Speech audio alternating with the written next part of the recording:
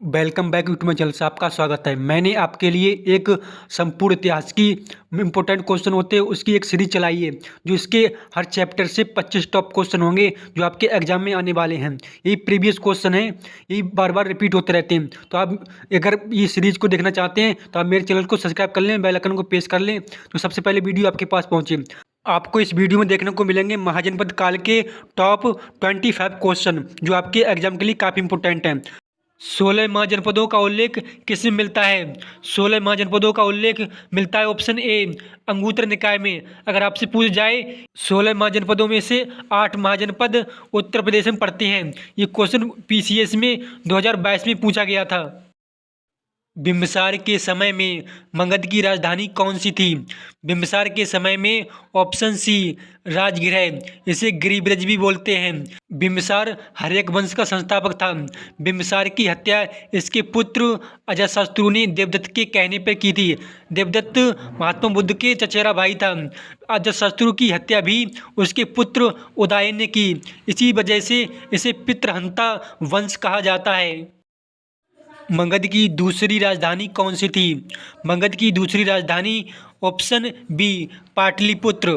पाटलिपुत्र की स्थापना अजातशत्रु के पुत्र उदयन ने की थी। स्थापना करके उसे अपनी राजधानी बनाया। प्रथम कौन सी थी? प्रथम ऑप्शन ए गिरिब्रज या राजगृह बोलते हैं। किस शासक द्वारा सर्वप्रथम पाटलिपुत्र को राजधानी के रूप में चयन किया गया? पाटलिपुत्र को ऑप्शन सी उदयन द्वारा। उदयन ने पाटलिपुत्र की स्थापना गंगा नदी के किनारे एक शहर के रूप में की थी। उसके बाद उसने पाटलिपुत्र को अपनी राजधानी के रूप में चयन किया। प्रथम मगध साम्राज्य का उत्कर्ष किस सदी में हुआ था? प्रथम मगध साम्राज्य का उत्कर्ष ऑप्शन डी 6ठी सदी ईसा पूर्व में हुआ था। अगर आप ऐसी क्वेश्चनों की प्रैक्टिस करना चाहते हैं तो आप मेरे चैनल को सब्सक्राइब कर लें। पटना शहर का पुराना नाम क्या है?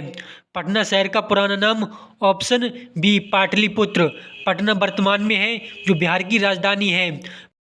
प्राचीन काल में किस जनपद की राजधानी उज्जैन थी?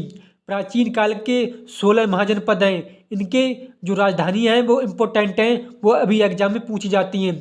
तो इस क्वेश्चन का आंसर होगा ऑप्शन ए अवंती की राजधानी उज्जैन थी, जो अभी वर्तमान में मध्य प्रदेश में उज्जैन पड़ता है। ऑप्शन बी, आपको ये क्वेश्चन भी डिस्कस कर ले, ऑप्शन बी कौशल की राजधानी थी श्रावस्ती। ऑप्शन सी गंधार की राजधानी थी तक्षशिला। ऑप्शन डी अस्मक की राजधानी थी पोतन। तो आपके एग्जाम के लिए ये राजधानी काफ़ी इंपॉर्टेंट है।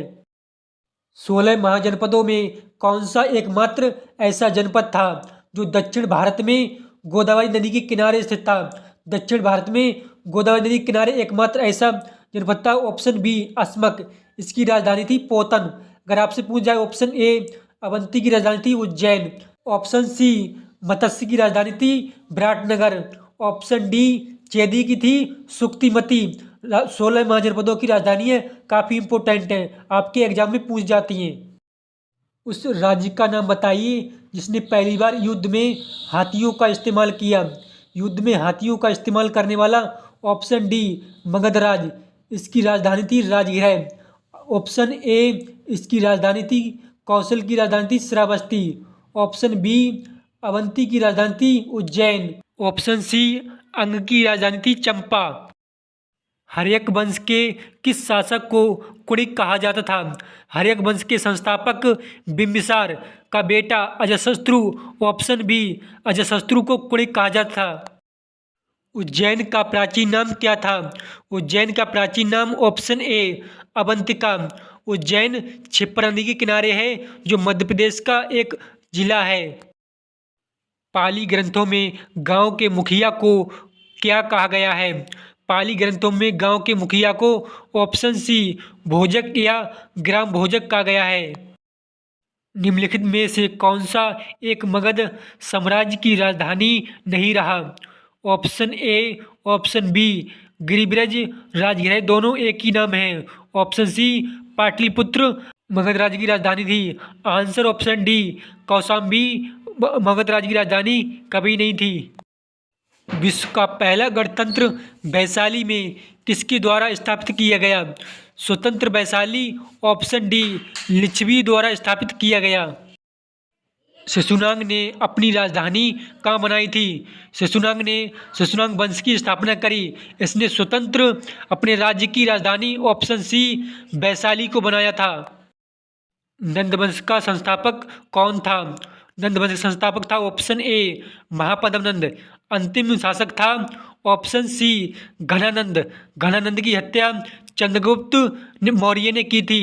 चंद्रगुप्त मौर्य ने घनानंद की हत्या करके मौर्य वंश की स्थापना की।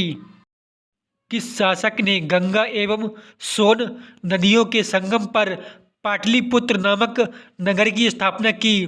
पाटलिपुत्र नामक नगर की स्थापना ऑप्शन डी उदयन ने की। भारतीय इतिहास में नियमित और स्थायी सेना रखने वाला पहला ज्ञात शासक कौन था? Answer option A Bimbisara. कौन सा वंश भारत में पितृहंता वंश के रूप में जाना जाता है? भारतीय इतिहास में पितृहंता वंश के रूप में ऑप्शन ए हर्यक वंश। हर्यक वंश का संस्थापक बिंबिसार था। बिंबिसार का पुत्र अजातशत्रु था। बिंबिसार की हत्या अजातशत्रु ने की थी। अजातशत्रु की हत्या उदयन ने की थी। उदयन अजातशत्रु का पुत्र था, इसलिए इसे पितृहंता वंश के रूप में जाना जाता है। सिकंदर के आक्रमण के समय उत्तर भारत पर निम्नलिखित राजवंश में किस एक का शासन था? सिकंदर के आक्रमण के समय उत्तर भारत पर ऑप्शन ए नंद वंश का शासन था। इस समय शासक था घनानंद। इसकी सेना सबसे विशाल थी। इसी वजह से सिकंदर की सेना ने उत्तर भारत पर आक्रमण करने से मना कर दिया। सिकंदर ने भारत पर कब आक्रमण किया? सिकंदर ने भारत पर ऑप्शन ए 326 ईसा पूर्व किया था। सिकंदर की मृत्यु कहाँ हुई थी? सिकंदर वैसे तो रहने वाला मैसिडोनिया का था, लेकिन इसकी मृत्यु ऑप्शन बी बेबीलोन में हुई थी।